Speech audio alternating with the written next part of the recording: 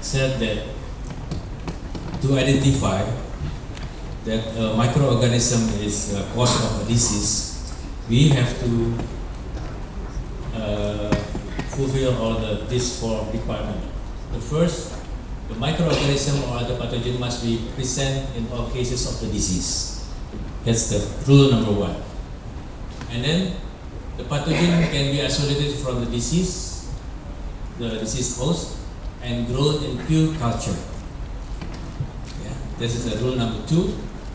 And then the pathogen from the pure culture must cause the disease when inoculated into a healthy, susceptible laboratory animal. Okay, so when we inoculate the pathogen into a susceptible animal, then same clinical symptoms should appear. That's rule number three. And then, if the laboratory animal develop the same clinical symptom, rule number four, the pathogen must be re-isolated from the new host and shown to be the same as this one. That's the Koch postulate.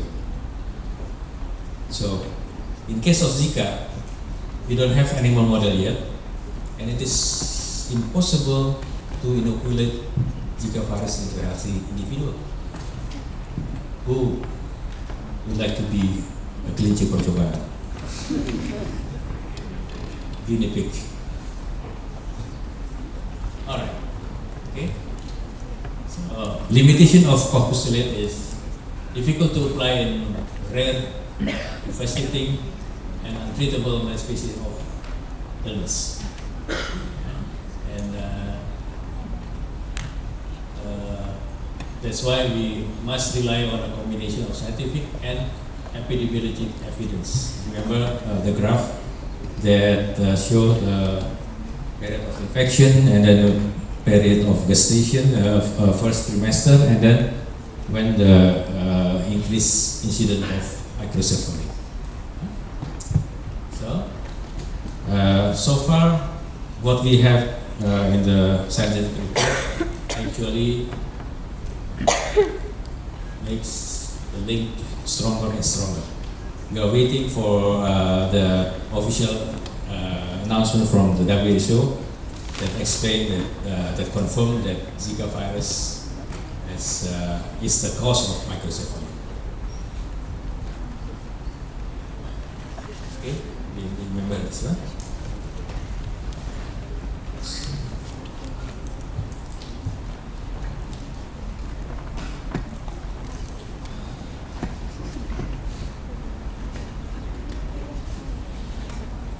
Okay, now about the other neurological disorder, we call it GBS. Yeah? GBS for youngsters usually translated as gue butuh sangu. GBS. So this one is Guillain-Barré syndrome. It's a well-known neurological disorder. As I mentioned before, it is actually not affected central nervous system but peripheral. But if the respiratory nerve is affected, then the person would die because he or she cannot breathe normally. This is what has been reported by French Polynesian in 2013-2014 and Brazil in July 2015. Yes, there was an increase in incidence of Guillain-Barré, and also at the same time or week before there was an increase in Zika infection. That's why they correlate the Zika infection with the development of Guillain-Barré syndrome. Okay. So you can see that Zika virus infection was found in 10 of 200 something suspected dengue patient. Yeah. but only 7 of the 10 samples analyzed, the patient developed Neurological syndrome. Yeah. So from this finding, we can understand that actually the scientific evidence is not very strong yet. Yeah. Again, if we have to follow the Koch postulate, will be very difficult. But again, we have to rely on epidemiological study to find a strong correlation between ZIKA infection and Guillain-Barré syndrome. This is what is reported by other countries. Like this is reported by Colombia. Yeah? This is the instance of ZIKA virus, and then the development of Guillain-Barré syndrome. Yeah? This is reported by El Salvador. Not very clear the correlation. Okay.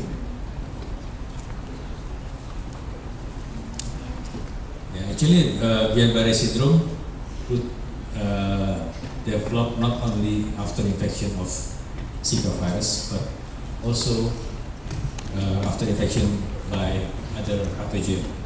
And the clinical symptoms is muscle weakness.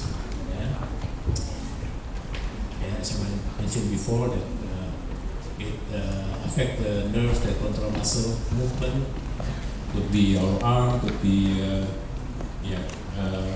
any other muscles, but not central nervous. Okay.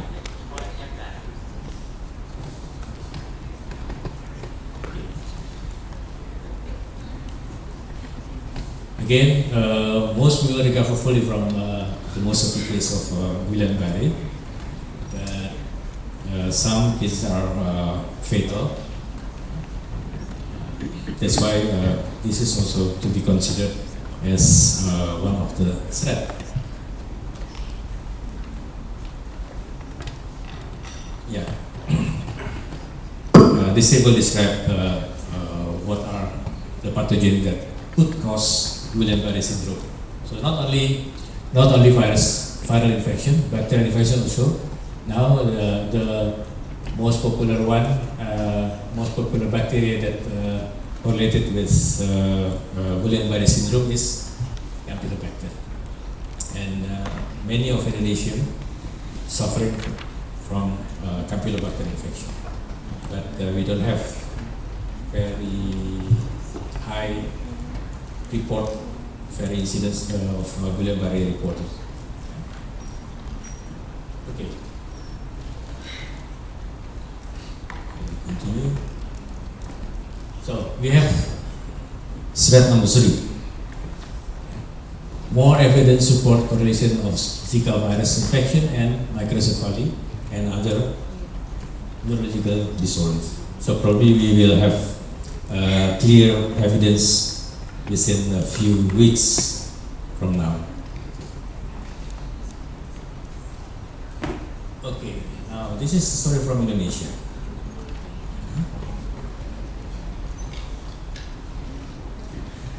As I mentioned before, that in December 2014 and April, between December 2014 and April 2015, there was an outbreak of dengue, and about 200 samples were sent to our laboratory.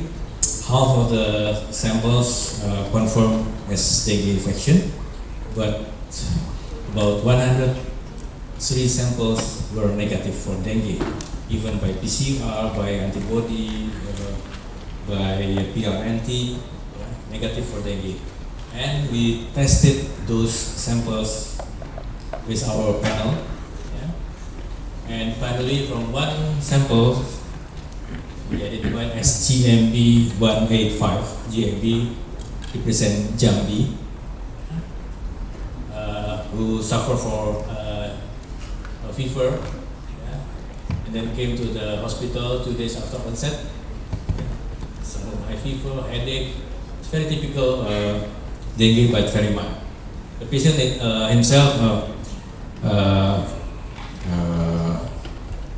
discharged from the hospital only after 2 days of hospitalization without any complication. But we did the test. With the test, yeah, as I mentioned before, this is negative for dengue. And then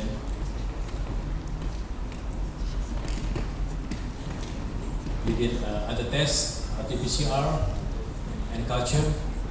And finally, we identified in the culture that the serum was the phenomenon we call CP. I will show you.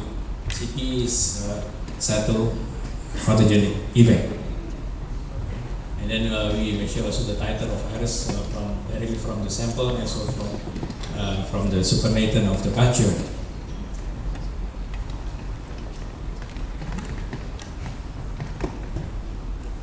Okay. And after RT-PCR, we confirm that the amplicon, 265 base pair amplicon, is 85% identical with the prototype ZIKA virus from Uganda.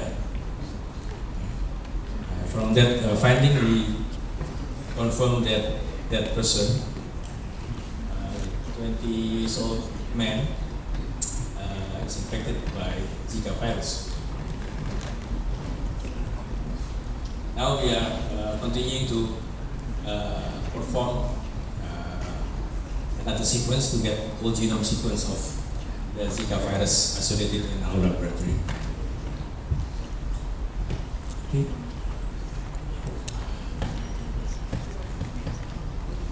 Alright, this is the procedure. I just want to show briefly that this is the PCR result. And we confirm, compare with the standard, the ZIKA virus standard. We obtain 264 base pair amplicon. Okay, from this we suspected that this is ZIKA virus, and then quantitative RT-PCR. Yes. And this is the CPE. You can see this is a normal culture. We use the Fero 85 culture, cell culture, and after inoculation with the serum of patient, you can see some dead cells here. We call it the CPE, cytopathogenic effect. Yeah. This is very typical. If a cell culture infected by virus, then it will develop this kind of appearance. And from the sequence, we compare to the standard sequence, and we discovered that this GMB 185 belongs to Asian lineage.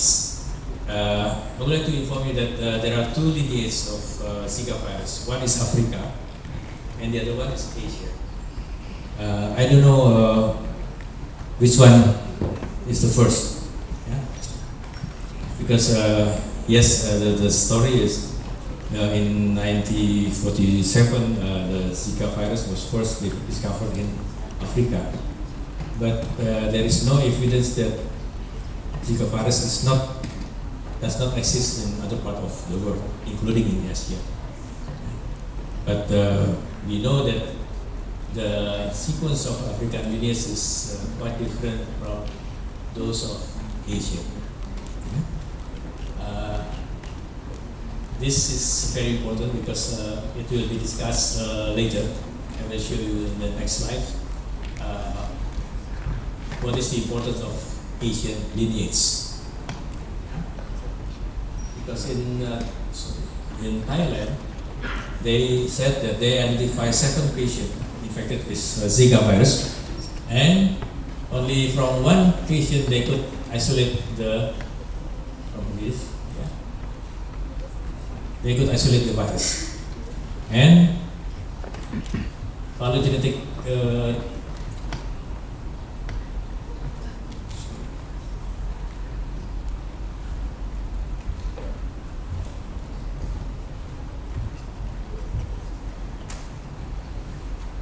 this This is actually the conclusion of our report. This is published in the journal. Yeah. The Zika virus is indicating that the Zika virus is circulating in Indonesia. Yeah. And then yeah, this is just a recommendation. But the important thing is, yeah, we recommend that surveillance must be implemented to find whether Zika virus could be identified in other part of Indonesia. Okay, so Thailand has also a similar study, and they reported that their isolate also belongs to Asian lineage. Similar. And if we compare to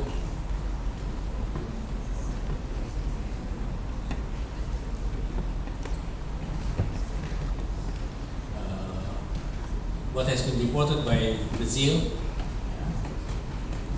Brazil reported is their isolates also close to Cambodia, close to Micronesia, and also fresh from Asia. So if we compare those three findings, Indonesia isolate belongs to Asian lineage, Thailand also Asian lineage, and Brazil also Asian lineage. Yeah. That epidemiological study is very important, because we have to study why Asian lineage is becoming a very important problem in Brazil. Because Asia is quite long distance from Brazil. Because a few months ago I visited Brazil. It took me almost 30 hours flight. So you can imagine if the mosquito has to fly 30 hours. But in fact, the mosquito is there. Okay?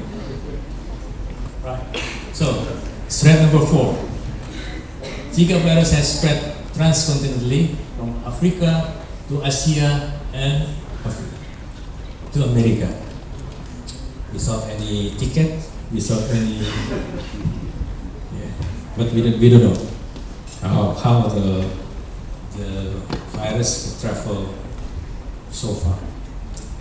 If we look at this figure, the first case of the first isolate of Zika virus in Uganda, and then a few years later, human case was identified in Nigeria, and then some years later identified in Malaysia, in mosquito in Malaysia, and then suddenly it developed outbreak in Yap Island, in Pacific Island, 2014.